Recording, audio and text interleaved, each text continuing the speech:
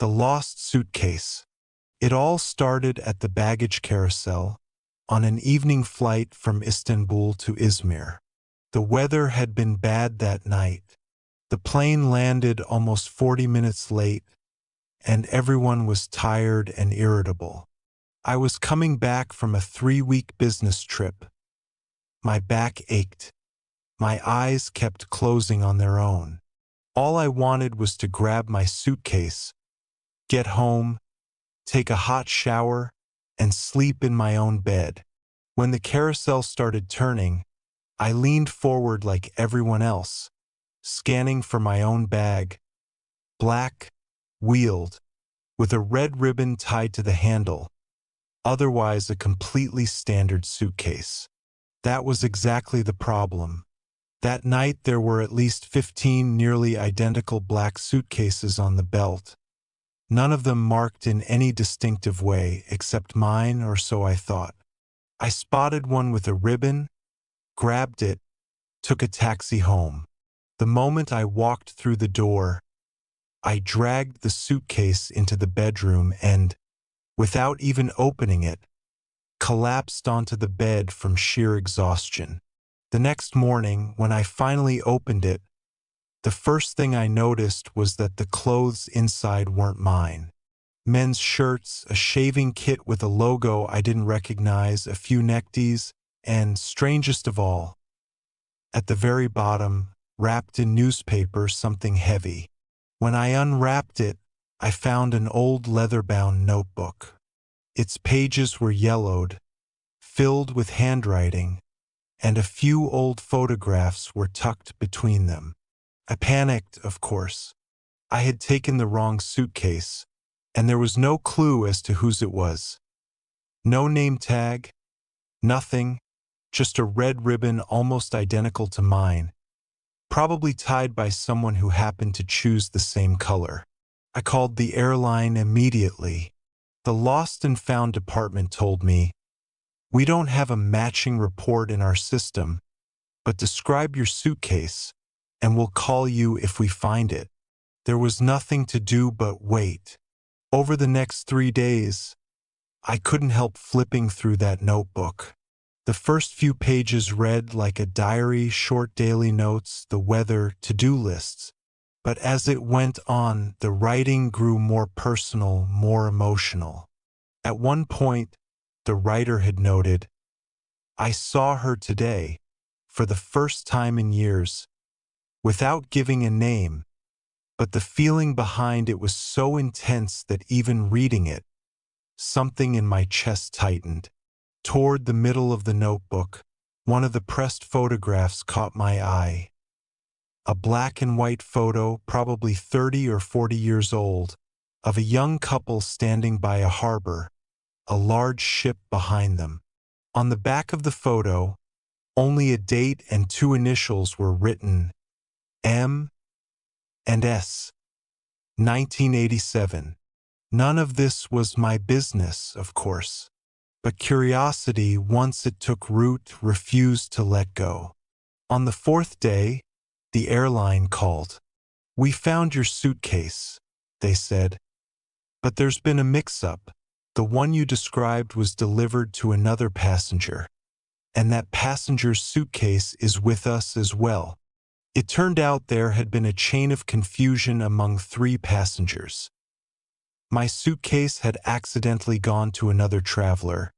That traveler's suitcase had gone to a 3rd person, and the one I was holding belonged to that 3rd person. When I got to the airport, I picked up my own suitcase. Everything was in order, nothing missing. But what really caught my attention was meeting the owner of the notebook, because the airport staff told me, "The owner of that suitcase is here too. He's come to pick up his own." He was an elderly man, perhaps in his 70s, looking a little tired but with a strange warmth in his eyes. When I handed him his suitcase, his first words were, "Did you read the notebook?"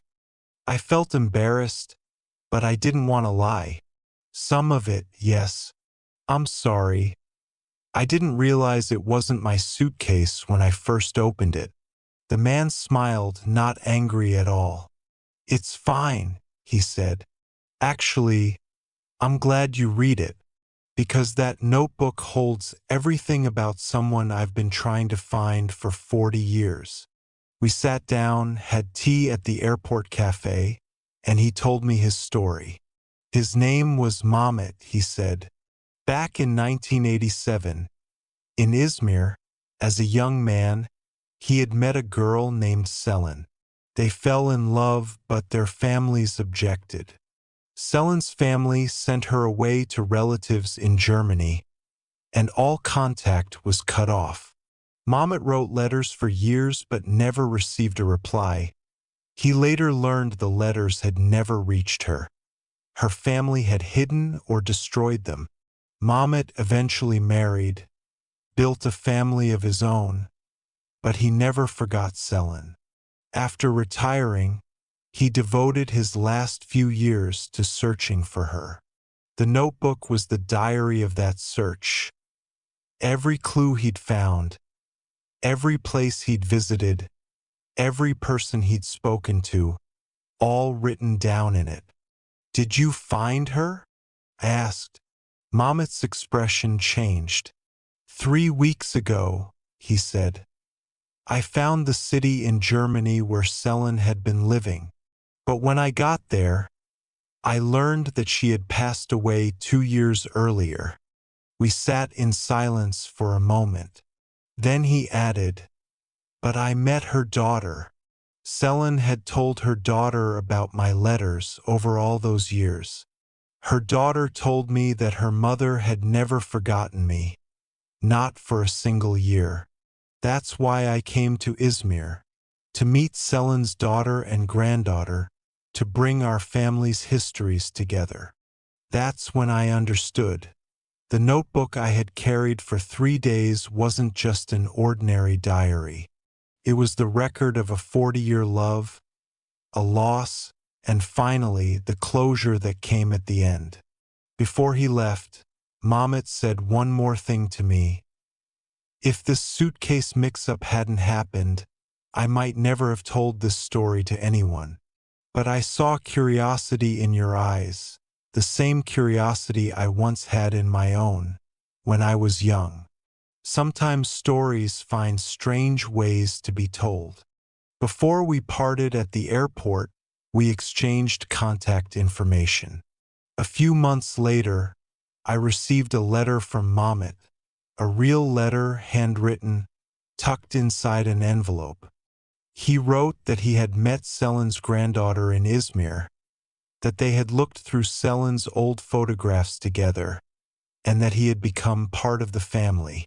Near the end of the letter, he wrote, sometimes the things we lose find their way back to us in the most unexpected moments, in the most unexpected hands.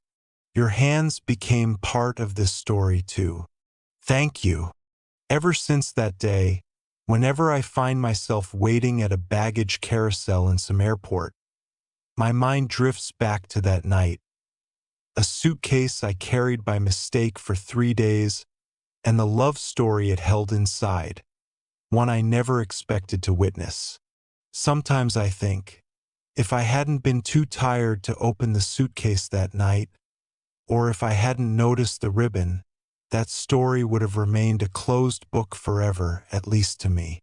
But I opened it, I read it, and for a brief moment, I became a witness to a stranger's 40 years of longing.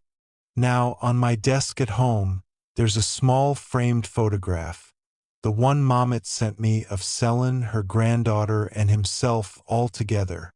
Beneath it, in his own handwriting, is a single line. Sometimes a suitcase carries more than one life.